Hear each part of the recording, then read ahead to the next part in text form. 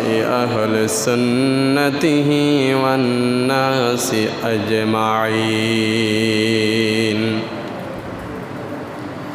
أما بعد فقد قال الله تعالى في كلام المجيد وفي الفرقان الحميد أعوذ بالله من الشيطان الرجيم بسم الله الرحمن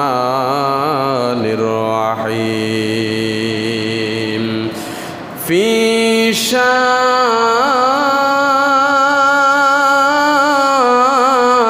حبيبه ومحبوبه مخبرا وآمرا إن الله وملائكته يصلون على النبي يا أيها الذين آمنوا صلوا عليه وسلموا تسليما اللهم صل على مولانا محمد وعلى آل سيدنا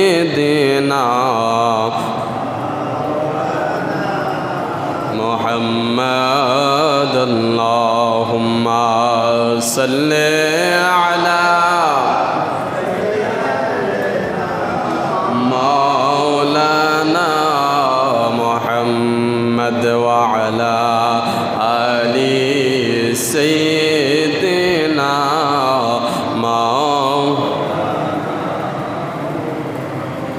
লক্ষ কোটি তারার মাঝে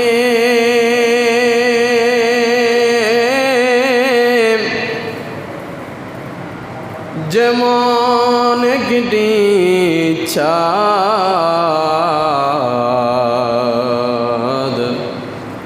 সৃষ্টিকুলের মাঝে তেমন আমার নবী মুহাম্মদ আল্লাহুম্মা সাল্লি আলা مولانا محمد وعلى آل مولانا الله الله الله لا إله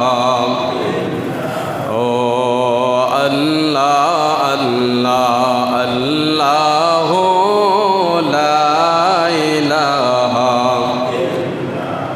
চুলের চিকনতি হীরার দার চুলের চিকনতি হীরার দার বিজলির মতো পার করায়ন বিজলির মতো রায়ন পুলসি রাতের পার নবীজি আল্লাহ আল্লাহ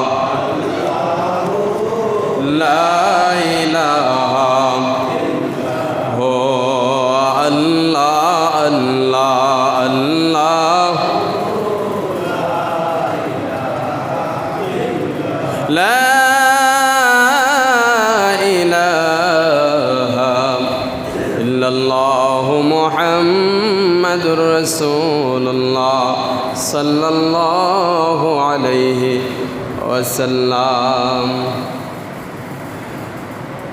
أي ختم رسول فخر يوم شاه مدينة أي ختم رسول فخر يوم شاه مدينة दिखला दे मुझे मंजर गुलजार मदीना दिखला दे मुझे मंजर गुलजार मदीना गुलजार मदीना गुलजार मदीना गुलजार मदीना गुलजार मदीना दिखला दे मुझे मंजर गुलजार मदीना ऐ ख़त्म रसूल फ़ख्र इमाम शाह मदीना ऐ ख़त्म रसूल फ़ख्र इमाम शाह मदीना दिखला दे मुझे मंजर गुलजार मदीना दिखला दे मुझे मंजर गुलजार मदीना अल्लाह ने मौकाई में के काबा बनाया अल्लाह ने मौकाई में के काबा बनाया इस काबा तेरे मरकज को बनाया इस काबा तेरे मरकज को बनाया अल्लाह ने मौकाई में के काबा बनाया इस काबा तेरे मरकज को बनाया हर साल में हाजी जलता है मदीना हर कल में हाजी साल जाता है मदीना दिखला दे मुझे मंजर गुलजार मदीना दिखला दे मुझे मंजर गुलजार मदीना गुलजार मदीना गुलजार मदीना गुलजार मदीना गुलजार मदीना दिखला दे मुझे मंजर गुलजार मदीना ऐ ख़त्म रसूल फ़ख्र इमाम शाह मदीना ऐ ख़त्म रसूल फ़ख्र इमाम शाह मदीना दिखला दे मुझे मंजर गुलजार मदीना दिखला दे मुझे मंजर गुलजार मदीना अल्हम्दुलिल्लाह মহান রব্বুল আলামিন ইজ্জতের দরবারে অগণিত অসংখ্য শুকরিয়া যে আল্লাহ রব্বুল আলামিন আজকের এই পবিত্র জামাদিউল আউয়াল মাসের প্রথম জুমায় একত্রিত হয়ে মহান আল্লাহ মহান রব মহান সৃষ্টিকর্তা রিজিক দাতা হায়াতের মালিক রব্বুন গফুরুর রহিম আল্লাহর ডাকে সাড়া দিয়ে মসজিদে জুমার নামাজ আদায়ের লক্ষ্যে আমরা আসতে পেরেছি। মহান আল্লাহ আমাদেরকে তৌফিক দান করেছেন। উচ্চ আওয়াজে জবান করে বলি আলহামদুলিল্লাহ, আরও জোরে উচ্চ আওয়াজে বলি আলহামদুলিল্লাহ। সরকারে দো আলম দো জাহানের বাদশাহ সৈয়দুল কওনাইন आक़ाए मौला ताजदर मदीना अहमद मुस्तफ़ा मोहम्मद मुस्तफ़ा सल्लल्लाहु अलैहि वसल्लामेर रौजा मुबारके आमादेर अंतरेर अंतस्थल थेके सकल भालोबासा प्रेम उजाड़ करे दिन नबीजिर रौजा मुबारके सालाम प्रेरण करी उच्च आवाजे बोली सल्लल्लाहु अलैहि वसल्लाम। सम्मानित प्रिय हाजिरिन, प्रिय उपस्थिति,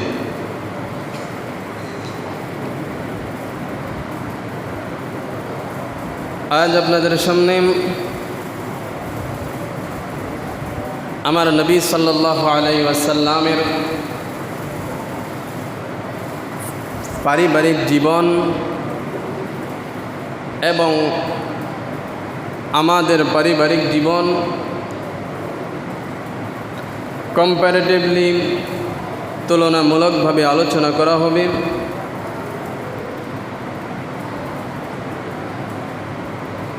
আমরা প্রত্যেকেই কোনো না কোনো পরিবারের একটি অংশ। একটি পরিবার গঠন করার ক্ষেত্রে যেই মানুষগুলো উপাদান হিসেবে ধরা হয়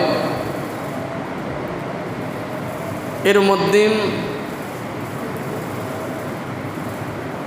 বাবা থাকে, মা থাকে, স্বামী থাকে, স্ত্রী থাকে, সন্তান, ভাই, বোন, এই সবাই মিলেই আমাদের ছোট বলেন বড় বলেন এক একজনের এক একটা পরিবার গঠন করা হয়।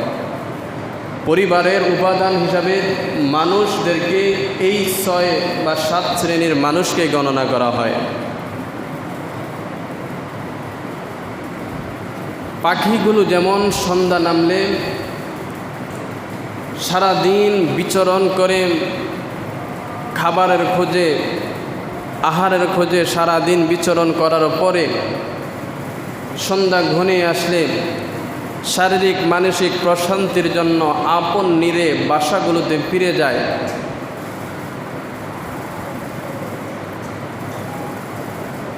গরু, ছাগল বলেন, বিভিন্ন গৃহপালিত পশু পাখি সবাই সন্ধ্যা নামলে তাদের আপন আপন নিরে সারাদিনের কর্মব্যস্ততা, খাদ্য, আহার সকল কিছু শেষ করে নিজের আপন আপন পরিবারে অর্থাৎ নিজের আপন আপন ঘরের মধ্যে ফিরে যায়।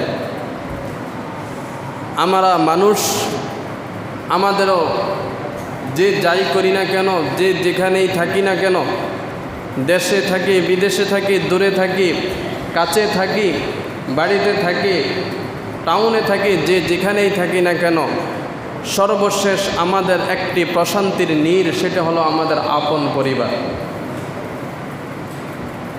10 বছর, 20 বছর, 30 বছর প্রবাস করে হলেও এরপরে তার পরিবারের কাছেই সে ফিরে আসে। সকাল থেকে সন্ধ্যা পর্যন্ত বাজারে ব্যবসা পরিচালনা করার পরেও সে সন্ধ্যাবেলা তার পরিবারের কাছেই ফিরে আসে। ঢাকা বা বিভিন্ন শহরে বন্দরে চাকরি করার পরে 1 সপ্তাহ পর, 2 সপ্তাহ পর, 1 মাস পর এক সময় তার পরিবারের কাছে সে ফিরে আসে। অর্থাৎ প্রত্যেকটা মানুষের মানসিক প্রশান্তি, শারীরিক প্রশান্তি তার পরিবার। বাহিরে যতটুকুই কোলাহল থাকুক না কেন, যতটুকুই গ্যাঞ্জাম, যতটুকুই ঝামেলা থাকুক না কেন, সারাদিন কর্মব্যস্ততায় মাথার ঘাম পায়ে পড়ে, রোদের মধ্যে পুড়ে বৃষ্টিতে ভেজে সারাদিন ক্লান্ত শরীর নিয়ে যখন বাসায় আসে, বাসার মধ্যে এসে যখন তৃপ্তির ঢেকুর পায়, তৃপ্ত পায়, তখন তার সারা দিনের ক্লান্ত দূর হয়। একটা কথাই মূল কথা, মানুষের শারীরিক মানসিক প্রশান্তির একমাত্র জায়গা হলো তার আপন পরিবার। পরিবারের মধ্যে মা, বাবা, ভাই, বোন, স্ত্রী, সন্তান, এই সবাইকে নিয়ে মানুষের পরিবার গঠিত। তো আজ আমাদের পরিবার, এখানে যারা আছেন এমন কোনো মানুষ আছেন যাদের কোনো পরিবার নাই? পরিবার বলতে শুধু বউ এটা না, পরিবার খালি বউ এটা না, মা, বাবা, ভাই, বোন, স্ত্রী, সন্তান, এগুলো সব নিয়ে একটা পরিবার। তো এখানে যারা আছেন এমন কোনো ব্যক্তি আছেন যার কোনো পরিবার নাই? আছেন? প্রত্যেকেরই পরিবার আছে। আপনি ওই পরিবারের এক একটা ভূমিকায় আছেন। কেউ আছেন বাবা হিসাবে, কেউ আছেন ভাই হিসাবে, কেউ স্বামী হিসাবে, কেউ সন্তান হিসাবে। এক একজন পরিবারের এক একটা ভূমিকায় আছেন, কিন্তু প্রত্যেকেরই পরিবার আছে। তো আমাদের পরিবারগুলোর মধ্যে প্রতিনিয়ত ছোট এই যে পরিবার, এই পরিবারের মধ্যে 4-5 জনের সদস্য, এই 4-5 জনের সদস্যর মধ্যেও আমরা আমাদের পরিবারের মধ্যে সুখ খুঁজে পাই না, শান্তি খুঁজে পাই না। আমাদের ঝামেলা, জঞ্জাট, কোলাহল, ঝগড়া, আমাদের বিরোধপূর্ণ আচরণ সব সময় হয়েই থাকে। হয়তো স্ত্রীর সাথে মনোমালিন্য, নয়তো মায়ের সাথে মনোমালিন্য, নয়তো বাবার সাথে মনোমালিন্য, নয়তো সন্তানের সাথে মনোমালিন্য, অর্থাৎ পরিবারের এই ক্ষুদ্র পরিবারের মধ্যে 4-5 জনের ফ্যামিলিতেও আমরা শান্তিতে নেই। আমি আবারও বলি, আমরা প্রত্যেকেই পরিবারের এক একটা উপাদান। কেউ বাবা হিসাবে আছেন, কেউ স্বামী হিসাবে আছেন, কেউ স্ত্রী হিসাবে আছেন, কেউ সন্তান হিসাবে আছেন, কেউ ভাই হিসাবে, কেউ মা হিসাবে, কিন্তু প্রত্যেকেই আমরা এক একজন পরিবারের সদস্য। আল্লাহর নবী সাল্লাল্লাহু আলাইহি ওয়াসাল্লামের পরিবার ছিল, কথা বলেন না। আল্লাহর রসুলের পরিবার ছিল, আল্লাহর রসুলও পরিবার ছিল, রসুলের স্ত্রী ছিল, সন্তান ছিল, হয়তো ভাই বোন ছিল না, সেটা আল্লাহর হিকমত, কিন্তু রসুলেরও পরিবার ছিল। আমাদের তো অনেকের ভাই বোন থাকে না, আবার অনেকের দেখা যায় জন্মের আগেই পিতা ইন্তেকাল করে, ছোট বয়সে মা মারা যায়, কিন্তু পরিবারের মধ্যে কেউ না কেউ সদস্য থাকে। তো এই পরিবারের মধ্যে আমাদের পরিবারের প্রত্যেকটা পরিবারে চলে নীরব যুদ্ধ, প্রত্যেকটা পরিবারের মধ্যে চলে নীরব কোলাহল, একজনের সাথে আরেকজনের মিল নাই, একই বিছানায় ঘুমায়, একই বিছানায় থাকে, কিন্তু দেখা যায় সপ্তাহের পর সপ্তাহ স্বামীর সাথে স্ত্রীর কথা নাই, স্ত্রীর সাথে স্বামীর মনোমালিন্য, একই ঘরে থাকে, বাবা সন্তানের সাথে কথা বলে না, একই ঘরে থাকে, ভাই ভাইয়ের সাথে কথা বলে না। এইরকম বিরোধ আমাদের পরিবারে নাই। আপনাদের পরিবারে আছে? আজকে সেটাই নিয়ে আলোচনা করব যে প্রত্যেকটা মানুষের, যেমন আমি স্বামী হিসাবে কোন কাজগুলোর কারণে, আমি স্বামী হিসাবে আমার কোন কাজগুলোর কারণে পরিবারের মধ্যে ঝামেলা হয়। আমি যদি এই কাজগুলো বাদ দিই, অন্তত আমার কারণে আর পরিবারে ঝামেলা হবে না। এরকম প্রত্যেকটা মানুষের নিজের নিজের কিছু কাজ আছে। কিছু স্বামীর দোষে পরিবারের শান্তি হারায়, কিছু আছে স্ত্রীর কারণে পরিবারের শান্তি নষ্ট হয়, কিছু আছে সন্তানের কারণে পরিবারের শান্তি নষ্ট হয়, কিছু আছে মা বাবার কারণে পরিবারের শান্তি নষ্ট হয়। কিছু আছে স্বামীর, কিছু আছে স্ত্রীর, কিছু মা বাবার, কিছু সন্তানের, কিছু ভাই বোনের। তো আজকে আপনাদের সামনে স্বামীদের যেই ভুলগুলো, এগুলোই আজকে আপনাদের সামনে তুলব। এরপরে যদি মনে করেন যে এই দোষগুলো আমার মধ্যে নাই, আপনি আপনার জীবনটাকে, আপনার কালচারটাকে যদি মনে করেন না, আমি এই যে দোষগুলো, এগুলো আমি স্বামী হিসাবে আমার মধ্যে নাই, তাহলে ঠিক আছে, আপনি 100% পিওর স্বামী, আপনার পক্ষ থেকে কোনো দোষ নাই, অন্যদের কারণে ফ্যামিলিতে ঝামেলা হয়। তো আজকে স্বামীর যে দোষগুলো, যেই দোষের কারণে পরিবারের মধ্যে ঝামেলা হয়, সেগুলোই উল্লেখ করব। এরপরে স্ত্রীদেরও দোষ আছে, আবার সন্তান হিসাবে তাদেরও দোষ থাকতে পারে। এই যে কী কী কারণে পরিবারের মধ্যে ঝামেলা হয় এগুলো, আর আল্লাহর রসুল এর এগেনিস্টে বিপরীতে কি করেছেন সেটাও আপনাদের সামনে তুলে ধরব। এক, কিছু স্বামী আছে যাদের সন্তান আছে, স্ত্রী আছে, পরিবার আছে, মা বাবা আছে, অর্থাৎ পরিবার আছে, কিন্তু ইনকাম করে না। এই রকম স্বামী বা এরকম পুরুষ সমাজের মধ্যে নাই। স্ত্রী আছে, সন্তান সন্ততি আছে, কিন্তু ইনকাম করে না। রাস্তায় রাস্তায় ঘুরে, জায়গায় জায়গায় আড্ডা দেয়, কিন্তু ইনকাম করে না।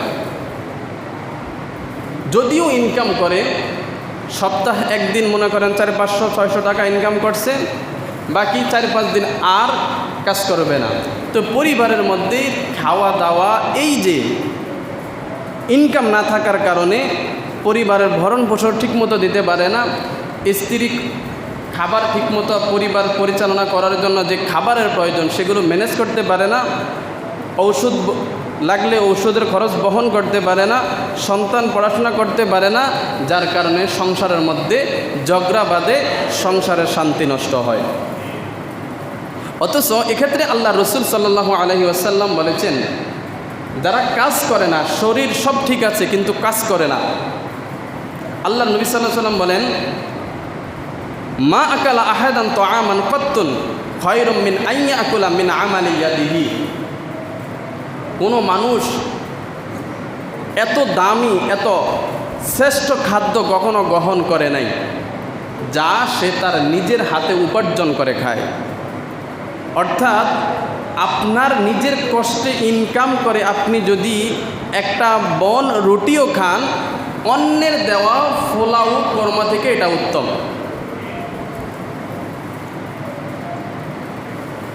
আল্লাহ নবী সাল্লাল্লাহু আলাইহি ওয়াসাল্লাম আরও বলেন,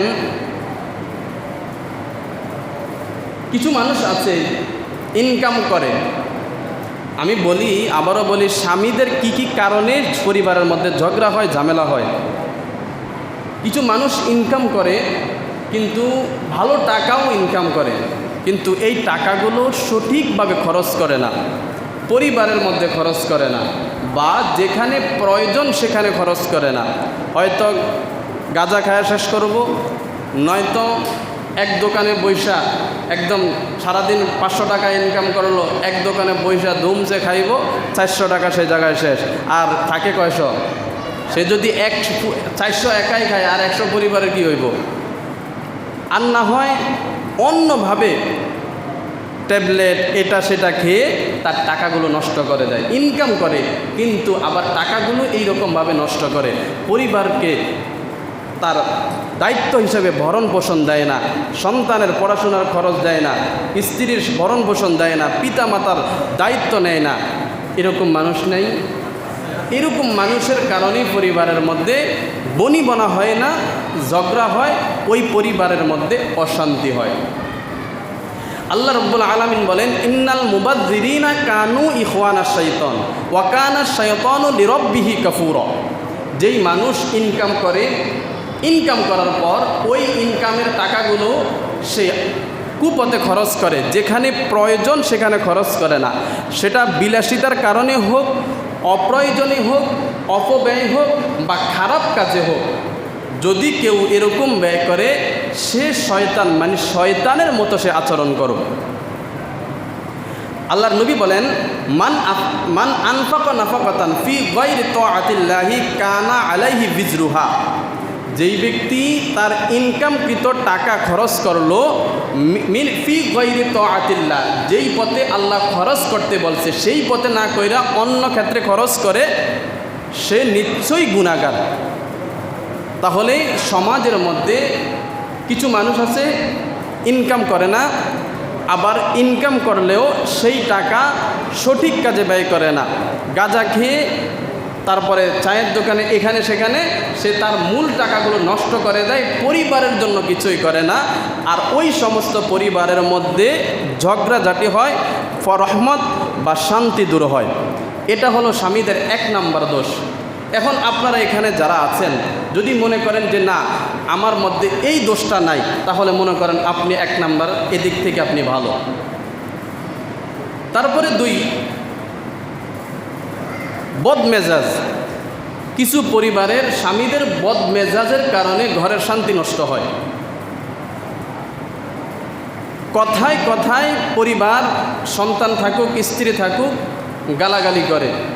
কথায় কথায় ভালো কথা মন্দ কথা যাচাই বাছাই না করে ধমকাধমকি, কথার উল্টোটা, মানে এটার যেটা রিপিট করলে ভালোভাবে মানায় কিন্তু এটার উল্টোটা করে। তার বদমেজাজের কারণে, তার কথার এরকম হার্ডের কারণে সন্তানরা তার কাছ থেকে দূরে সরে যায়, সন্তানরা পিতার কাছ থেকে দূরে সরে যায়, মায়া মমতা দূরে হয়ে যায়।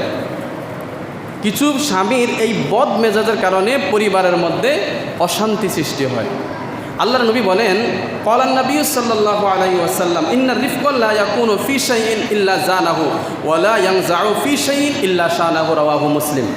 আল্লাহর নবী বলেন, যেই কাজ কোমলতা দিয়ে, সফট হৃদয় দিয়ে ভালোভাবে করা হয়, ওই কাজের মধ্যে আল্লাহ সৌন্দর্যতা দেয়, সৌন্দর্যতা বৃদ্ধি করে দেয়। ওই কাজটা সুন্দর হয়, মোলায়েম হয়, ভালো হয়। আর যেই কাজটা, ওই একই কাজ যদি কেউ রুক্ষভাবে, বদমেজাজ বা খারাপভাবে, কঠিন হৃদয় দ্বারা কাজ করতে যায়, ওই কাজটা আল্লাহ হয় অন্ধকার করে দেয়, মানে ওই জিনিসটা আর ভালোভাবে হয় না। আল্লাহর নবী সাল্লাল্লাহু আলাইহি ওয়াসাল্লাম আরও বলেন, ক্বালান নবী সাল্লাল্লাহু আলাইহি ওয়াসাল্লাম খায়রুকুম, তোমাদের মধ্যে ওই লোকটা উত্তম, খায়রুকুম লি আহলিহি, যে তার পরিবারের কাছে উত্তম, ওয়া আনা খায়রুকুম লি আহলি, আর আমি হলাম পরিবারের কাছে সবচেয়ে বেশি উত্তম আচরণকারী। আমি আবারও আপনাদেরকে বলে দেই, পরিবার মানে শুধু স্ত্রী না, পরিবার মানে ভাই বোন, মা বাবা, স্ত্রী, সন্তান, পুরা পরিবার। তাহলে পরিবার, সেটা স্ত্রী হোক, সন্তান হোক, মা বাবা হোক, কারো সাথেই অযথা দুর্ব্যবহার, অযথা রুক্ষ মেজাজ, বদ মেজাজ, জিদ বা হার্ড হৃদয় নিয়ে কথা বলা যাবে? কথা বলা যাবে? এই কথাটা বললে তো একটু বেশি হয়ে যাবে। স্ত্রীদেরকে কোরআনের মধ্যে বলা হয়েছে ওয়াদরিবুহুন্না, স্ত্রীদেরকে স্বামী মারার অধিকার আছে।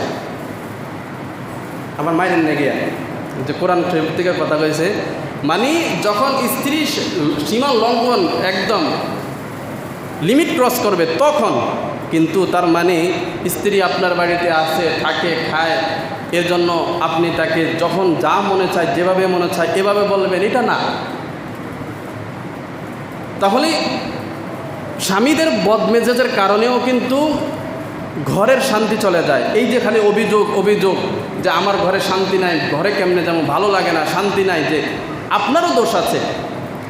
এই স্বামীদের কী কী দোষ সেগুলোই বলতেছি। আল্লাহর নবীর স্ত্রী আয়েশা রাদিয়াল্লাহু তাআলা আনহা বলেন, তিনি বলেন, মা দরবা রাসূলুল্লাহ সাল্লাল্লাহু আলাইহি ওয়াসাল্লাম শাইআন কাত্তুন বিয়াদিহি ওয়ালা ইমরাআতান ওয়ালা খাদিমান। আল্লাহর নবীর স্ত্রী যারা ছিল, রসুল কোনোদিন তার কোনো স্ত্রীর গায়ে হাত তোলেন নাই, এমনকি তার যারা দাস দাসী ছিল তাদের গায়ে তিনি কোনোদিন হাত তোলেন নাই। আর এখন আমাদের মুখের আগে হাত চলে, ঠিক না? মুখের আগে হাত চলে। আর যারা হাত চালাইতে পারে না তাদের তো আল্লাহ দিন স্পেশাল মুখ আছে। প্রথমে গালিগালাজে কাফারা না পোষাইলে তোর মায় তালাক, তোর বাপে তালাক, তোর 14 গোষ্ঠী তালাক, এরকম মুখওয়ালা আমাদের সমাজে বীর পুরুষ নাই না? আপনারা না, মানে এমনি অন্যরা নাই।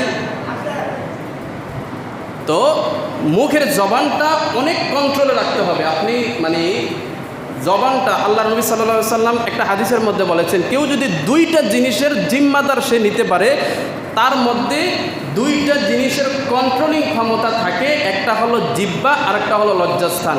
কেউ যদি আল্লাহর দরবারে বা আমার কাছে ওয়াদা দিতে পারে আমি এই 2টা জিনিস সেভ করব, একটা হলো জিহ্বা আর একটা হলো লজ্জাস্থান, আল্লাহর নবী বলেন আমি তাকে হাতে ধরে জান্নাতে নিয়ে যাব।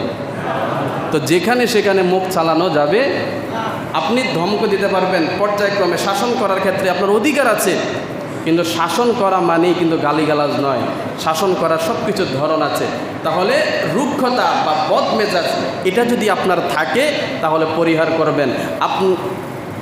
যদি এটা না থাকে তাহলে মনে করবেন যে 2টা যে দোষ স্বামীদের, এর মধ্যে 2টা দোষ আপনার নাই। আর যদি থেকে থাকে তাহলে পরিহার করবেন, না হয় পরিবারের মধ্যে শান্তি থাকবে না। 3, পরিবারকে যথেষ্ট পরিমাণ সময় দেওয়া। সারা দিন অফিস করে বা কাজ করে, এরপরে দোকানে বাটে গিয়ে আড্ডা দিয়ে রাত্রে 10টা 11টা বাজে বাসায় এসে ঘুম থেকে উঠে আবার কাজ। পরিবারকেও যথেষ্ট পরিমাণ সময় দিতে হবে, সেটা স্ত্রী হোক, সন্তান হোক। সন্তানদেরকে নিজের কাছে রেখে আদর যত্নে শাসনে তারপরে বড় করতে হবে। স্ত্রীকে স্ত্রীর মতো সময়, সন্তানকে সন্তানের মতো সময় দিয়ে তারপরে তাদেরকে তাদের পাওয়াগুলো তার পুষিয়ে দিতে হবে। কারণ সন্তান যদি আপনি আপনার আদর্শে লালন পালন না করেন, সন্তান তাহলে অন্যদের আদর্শে বা খারাপ বন্ধুদের আদর্শে লালন পালন হবে। এটা কিন্তু ভবিষ্যতে আপনার জন্য খারাপ হবে। তো এটা হয়তো আপনারা দেশে আছেন বা বাড়িতে আছেন যে আমরা তো সব সময় বাড়ির মধ্যেই থাকি, তো আমাদের আর এক্সট্রা করে পরিবারের মধ্যে সময় দেওয়ার কি আছে? আসলে আপনাদের কথা না, কিছু মানুষ আছে যারা মনে করেন পরিবারকে যে আমার এটা পরিবার গুরুত্ব দিয়ে তাদেরকে সময় দেয় না। আছে আর কি, আমি বিয়ে করে আনছি, আমার বাড়িতে থাকবো, আমার বাড়িতে খাইবো, লাইতামো কিলামো, কই যাইব, অতএব সময় দিল কি না দিল কি, আমি আমার মতো। এই টাইপের যে মানুষগুলো, এদেরকে বলতেছি যারা পরিবারকে, স্ত্রী সন্তান চিন্তা করেন যে আছে আর কি, করলে করলাম, না করলে নাই, আমার ঘর ছাড়া যাইব কই, সর্বশেষ আমার কাছেই থাকতে হবে, এই রকম মন মাইন্ড যারা, তাদেরকে বলতেছি যে পরিবারকে সময় দিবেন। পরিবার, স্ত্রী আছে, মা বাবা আছে, সন্তান, এদেরকে এদের যথার্থ পাওনাগুলো বুঝিয়ে দিবেন। তারপরে 4 নাম্বার, স্বামী, কিছু কিছু স্বামী আছে লোভী হয়, কিছু কিছু স্বামী আছে যারা লোভী হয়। ফান থেকে চুন খসলেই বউরে কইব তোর বাপের বাড়ি থেকে টাকা আন, বাথরুম করবো যদি 1300 টাকা লাগে, কইব 1000 টাকা তোর বাপের বাড়ি থেকে আন, 300 টাকা আমি দিতেছি। মানে প্রত্যেকটা কাজের প্রথম টাকা যদি লাগেই, কোনো দরকার হয়, প্রথম কোনটা যাবে শ্বশুর বাড়ি। টাকা লাগবো, টাকা দেন। আমি বলি না, আপনার শ্বশুর যদি ধনী থাকে, পর্যাপ্ত পরিমাণ টাকা থাকে, সে যদি আপনার ডুপ্লেক্স বাড়ি বানিয়ে দেয়, তাতেও কিছু আসে যায় না, এটা শরীয়তে জায়েজ আছে। কিন্তু কিছু মানুষ তো অপরাগ হয়ে আপনাকে দেয়, আপনার হাত থেকে তার মেয়েটা যেন নিরাপদ থাকে। মনে করেন আপনার মেয়েকে আপনি যেমন সোফা সেট, ফার্নিচার বা পণ হিসাবে টাকা, বিদেশ যাইতে 2 লাখ 4 লাখ টাকা দেওয়ার ক্ষেত্রে আপনি দেন, কিন্তু কলিজাটা ছিঁড়ে যায়, আপনি খুশি হয়ে দেন না। যদিও সে নেওয়ার সময় যৌতুক হিসাবে নেয় না, কিন্তু দেওয়ার সময় আপনিও কিন্তু খুশি হয়ে দেন না।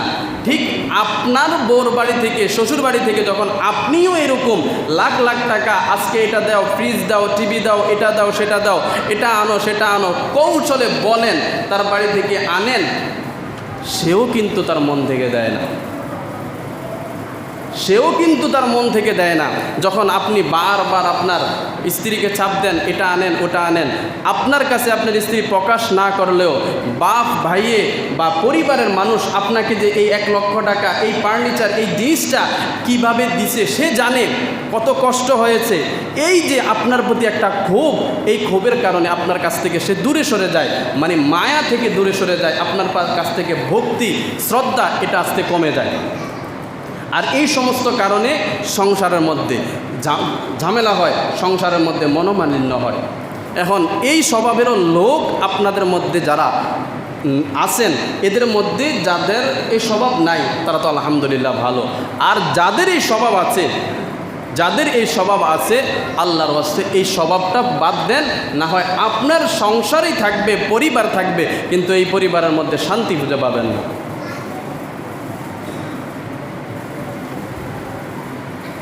এরপরে 5 নাম্বার হলো, স্বামীর ইনকাম যদি হারাম হয়। আমাদের মধ্যে অনেক মানুষের ইনকাম হলো হারাম, ভালো টাকা ইনকাম করতেছি, মাস শেষে 2 লক্ষ টাকা, 4 লক্ষ টাকা বা আরও বেশি বা আরও কম ইনকাম করতেছি, কিন্তু হারাম ইনকাম করতেছি।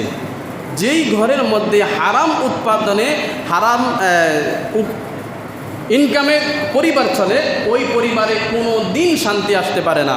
আপনি যতই কান্নাকাটি করেন, যতই অভিযোগ করেন, যতই তাবিজ আনেন, যতই পানি পড়া নেন, এই অভিযোগ করেন, ওই অভিযোগ করেন, আপনার ইনকামটা যদি হারাম হয়, আর ওই হারামের টাকায় আপনার মা খায়, আপনার বাবা খায়, আপনার সন্তান খায়, আপনার স্ত্রী খায়, আল্লাহ নবী কয় ওই ঘরের মধ্যে কোনো দিন রহমত থাকতে পারে না, ওই ঘরের মধ্যে বরকত থাকে না। নবী বলেন, ক্বালা রাসূলুল্লাহ সাল্লাল্লাহু আলাইহি ওয়াসাল্লাম, মান আকালাল হারামা লাম ইউবারিক লাহু ফি মালিহি ওয়ালা ফি আহলিহি। যে হারাম ভক্ষণ করে, যে হারাম ইনকাম করে, তার সম্পদের মধ্যেও বরকত থাকে না, তার পরিবারের মধ্যেও বরকত থাকে না। তাহলে আপনি পরিবারের মধ্যে কিসের শান্তির আশা করেন? পরিবারের মধ্যে শান্তি আসবে না। আপনার বউ ভালো কিন্তু ফোলা একটা তেড়া, আপনার ফোলাও ভালো, আবার দেখবেন বউ আরেক দিকে জায়গা, আপনার বউও ভালো, আপনি নিজেই ভালো না। অর্থাৎ পরিবারের মধ্যে একদিকে না একদিকে অশান্তি লেগেই থাকবে। আল্লাহ নবী আরও বলেন, মা জা মিন হারামিন লাম ইয়ারহা ওয়ালা ইয়াবারাকা ফি বাইতিহি। এটাও একই অর্থ। যারা হারাম ইনকাম করে, যারা হারাম ভক্ষণ করে, এদের পরিবারের মধ্যে, সম্পদের মধ্যে কোনো বরকত থাকে না, কোনো শান্তি থাকে না। এরপরে 6 নম্বর, এটা খুব জটিল। কিছু কিছু স্বামী আছেন, ঘরে স্ত্রী আছে, সব থাকা সত্ত্বেও পরের কাছে আমের দিকে আবার ঢিল দেয়, এরকম লোক নাই? পর নারীর প্রতি আসক্ত এরকম লোক নাই? আপনাদের এদিকে নাই, ভালো মানুষ, এত কোনো সন্দেহ নাই, কিন্তু আছে। পরকীয়া করে এরকম নাই? প্রতিটা পরিবারে 190টা পরিবারে পরকীয়ার কারণে অশান্তি চলে। ঘরে স্ত্রী আছে, তারপরেও আরেকজনের বউর লাগে গিয়ে লাইন মারে, আরেকজনের বউর গিয়া এটা কিনা দেয়, ওটা কিনা দেয়, চকলেট কিনা দেয়, বাদাম কিনা দেয়, খোঁজখবর রাখে কী অবস্থা, ভাই তো দেশে নাই, আরে আপনার জিনিসপত্র বাজারে লাগলে কে এনে দেবে, আপনি আমারে কোয়েন, আমি যখন যা লাগে এনে দেব মনে। এরকম মানে আলগা দরদ দেখেন না লোক নাই? আর আপনারা না এমনি আসেন, এটা কোন আছে তো নাকি? তো এই পরকীয়া যারা করে, এই সমস্ত স্বামীদের কারণেও পরিবারের মধ্যে কি শান্তি হয় না অশান্তি হয়? আর কথা কয় না অশান্তি না শান্তি? তো এখন আপনারা যারা আছেন, এই হাদিসগুলো আর বললাম না, কারণ পরকীয়া বা আরেক নারীর প্রতি আসক্ত হওয়ার কী যে ভয়াবহ এটা বহু শুনছেন, শুধু আমি এই মূল হিন্টসটা উল্লেখ করলাম। আপনাদের মধ্যে এরকম যারা আছেন, পরিবারের মধ্যে শান্তিও খুঁজেন, আবার আরেক দিকেও গিয়ে ডিল মারেন, এরকম যদি থেকে থাকেন, আজকে থেকে তওবা করে বাদ দেন, আর না হয় খালি পরিবারের মধ্যে বসবাস করবেন, শান্তি কোনো দিন হবে না। এরপরে আরেকটা, সমতা না রাখা। মনে করেন আপনি আপনার ঘরের আপনি স্বামী, আপনার পরিবারের মধ্যে মা আছেন, মা হিসাবে আপনার মা আপনার কাছ থেকে যতটুকু হক পাওনা আপনার মাকে আপনি তা দিতে হবে। আপনার বাবা আপনার কাছ থেকে যতটুকু হক পাওনা তাকে ততটুকু দিতে হবে। আপনার স্ত্রী আপনার কাছে যতটুকু হক পাওনা তাকে ততটুকু দিতে হবে। আপনার সন্তান আপনার কাছে যতটুকু পাওনা তাকে ততটুকু দিতে হবে।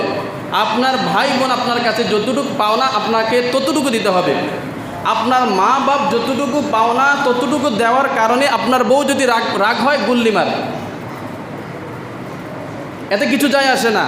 আবার বউ যা আপনার কাছ থেকে হক পাবে দেওয়ার পর আপনার মা বাবা যদি রাগ হয় কিছু আসে যায় না। ভাই বোন আপনার কাছে যে হক পাবে সেটা দেওয়ার পর যদি আপনার স্ত্রী রাগ করে এতে কিছু যায় আসে না। অর্থাৎ সমতা, আপনার কাছে যে যেটুকু অধিকার পাবে। এই জিনিসগুলো নিয়েও দ্বন্দ্ব হয়, ঝামেলা হয় পরিবারের মধ্যে। হ্যাঁ, তোমার বোনেরা তুমি এটা দিলা কেন, তোমার ভাইকে তুমি এটা দিলা কেন, আবার মা বাবা বলে তোর বউকে তুই এটা দিলি কেন। এই যে দ্বন্দ্ব, আসলে মানুষগুলো নিজের ক্ষেত্রে ভালো বোঝে, পরের ক্ষেত্রে জিনিসটা মানতে চায় না। আপনি সমতা রাখতে হবে, স্ত্রীকে স্ত্রী, সন্তানকে সন্তান, মাকে মা, বাবাকে বাবা, ভাই বোনকে ভাই বোন, প্রত্যেকের আলাদা আলাদা করে আল্লাহ নির্ধারণ করে দিয়েছে। যার যেটা পাওনা তাকে সেটা আপনাকে বুঝিয়ে দিতে হবে, এই সমতা রাখতে হবে। আর আপনি যদি বউকে বেশি ভালোবাসেন, মা বাবাকে দিতে চান না, তাহলে আপনিও পিওর স্বামী না। আবার মা বাবাকে বেশি শ্রদ্ধা করেন, বেশি ভালোবাসা করতে গিয়ে স্ত্রীকে দূরে সরিয়ে রাখেন, তাহলেও আপনি পিওর স্বামী না। অর্থাৎ আপনাকে মিডল পয়েন্টে থেকে সমতা রাখতে হবে। এরপরে 8 নাম্বার, এটা শেষ করে দিচ্ছি, স্ত্রীকে সম্মান করা, দাসী বান্দি হিসাবে ব্যবহার না করা। অর্থাৎ আমি বিয়ে করে আনছি, তুমি আমার বাড়িতে থাকবা, আমার বাড়িতে খাইবা, তুমি মারা যাও আর বেঁচে থাকো এতে কিছু যায় আসে না। সকালবেলা রুটি তোমাকে বানাতে হবে, আমার যত কাপড় চোপড় আছে তোমাকে ধুইতে হবে, এবার বাঁচো মরো সেটা তোমার ব্যাপার। তার শারীরিক সুস্থতা অসুস্থতার কোনো খেয়াল রাখেন না, বা তার আপনি অসুস্থ হলে সে আপনার সেবা করবে, কিন্তু সে অসুস্থ হলে আপনি তার দিকে ফিরেও তাকাবেন না, এই জিনিসটা না। স্ত্রীও পরিবারের একটা গুরুত্বপূর্ণ উপাদান। সে আপনার দাসী নয়, সে আপনার বান্দি নয়, সে আপনার স্ত্রী। আল্লাহ রাব্বুল আলামিন বলেছেন, হুন্না লিবাসুল লাকুম ওয়া আনতুম লিবাসুল লাহুন্না। একটা মানুষের ইজ্জত, সম্মান, আবরুর ঢেকে রাখে তার পোশাক। আপনি যদি এখন পোশাক অবস্থায় আপনি সুন্দর আছেন, পিটপাট আছেন, আপনি যদি এখন সম্মানিত আছেন, উলঙ্গ যদি হাঁটেন, আপনারে মানুষের সম্মান দিব, পাগল বলবো। তো স্বামী হলো স্ত্রীর পোশাক স্বরূপ, স্ত্রী হলো স্বামীর পোশাক স্বরূপ, একটা আরেকটা থেকে আলাদা নয়।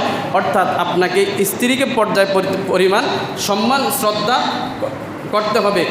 যদি তার সমস্যা হয় আপনি তাকে কাজে কর্মে হেল্প করতে হবে। এখানে রাসূল সাল্লাল্লাহু আলাইহি ওয়াসাল্লামের অনেক কথা আছে, শুধু আপনাদেরকে মূল পয়েন্টগুলো বলতেছি।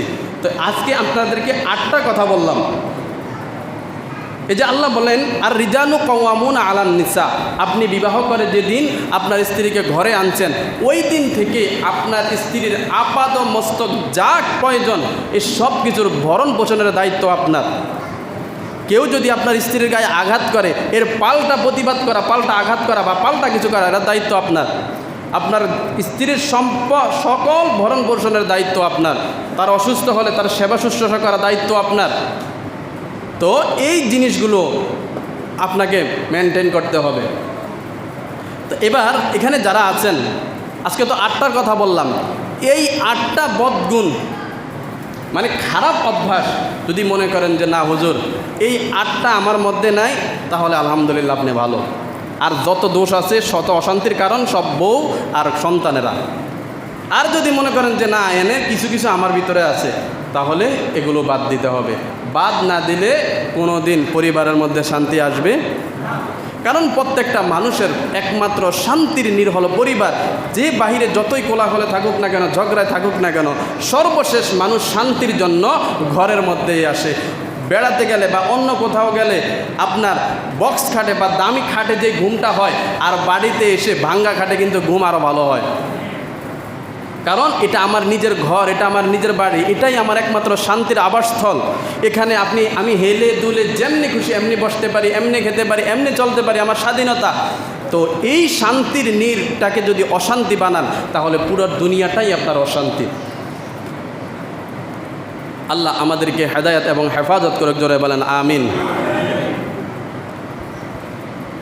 আরেকটা বলে দিই, তাহলে স্বামীদের কথা শেষ, এরপরে স্ত্রীদের যেই ভুলগুলো এগুলো আপনাদেরকে বলবো। আরেকটা হলো স্ত্রীকে পছন্দ না হওয়া। কেউ বিয়ের আগে অন্য নারীর সাথে রিলেশন করে, সম্পর্ক করে, এরপরে বাপ মা আরেক জায়গায় বিয়ে দেয়, এইসব কারণেও পছন্দ না হওয়া। আবার অনেক সময় দেখা যায় স্ত্রী যদি একটু কালো হয় বা একটু চেহারা একটু অন্যরকম হয়, তার পছন্দ হয় না। আর পছন্দ না হওয়ার কারণে পরিবারের মধ্যে সে তার খোঁজখবর নেয় না, আর এই সমস্ত কারণে পরিবারের মধ্যে ঝগড়া লেগেই থাকে। এরকম নাই? বিবাহের ক্ষেত্রে আল্লাহর নবীর একটা হাদিস বলি। নবী সাল্লাল্লাহু আলাইহি সাল্লামের হাদিস থেকে বলা হয়, রাসূল সাল্লাল্লাহু আলাইহি সাল্লাম বলেন, তুনকাহুল মারআতু লিআরবা, বিবাহ করে মানুষ 4টা জিনিস দেখে। 4টা জিনিস দেখে মানুষ বিবাহ করে। 1 নাম্বার হলো লিমা লিহা, সম্পদ দেখে বিবাহ করে। 2 নাম্বার হলো ওয়ালি হাসাবিহা, বংশ দেখে বিবাহ করে। 3 নাম্বার হলো ওয়ালি জামালিহা, সৌন্দর্য দেখে বিবাহ করে। আর 4 নাম্বার হলো দিন ইহা, ধর্ম বা ধর্মপরায়ণতা দেখে বিবাহ করে। রাসূল বলেন ফাজফারত বিজাতিদ দাইনি তুরবাত ইয়াদাকা, যদি এই 4টার মধ্যে 3টাই না থাকে, শুধু আছে দিন বা ধর্ম, সে ধর্মপরায়ণ, তাহলে আপনাকে ওই 3টার বাদ দিয়া ওই ধর্মপরায়ণটাকে বিবাহ করতে হবে। বা এটাই ইসলাম সাজেস্ট করে। কারণ যদি স্ত্রী যদি ভালো হয়, ভদ্র হয় বা আপনার শান্তির কারণ হয়, তাহলে স্ত্রীর চেহারা ভালো না হলেও, অসুন্দর হলেও আপনার এই ঘরটা বেহেশতের মতো হবে, শান্তিময় হবে। আল্লাহ রাব্বুল আলামিন আমাদেরকে বোঝার তৌফিক দান করুক। জোরে বলেন আমিন। আরও জোরে বলেন আমিন।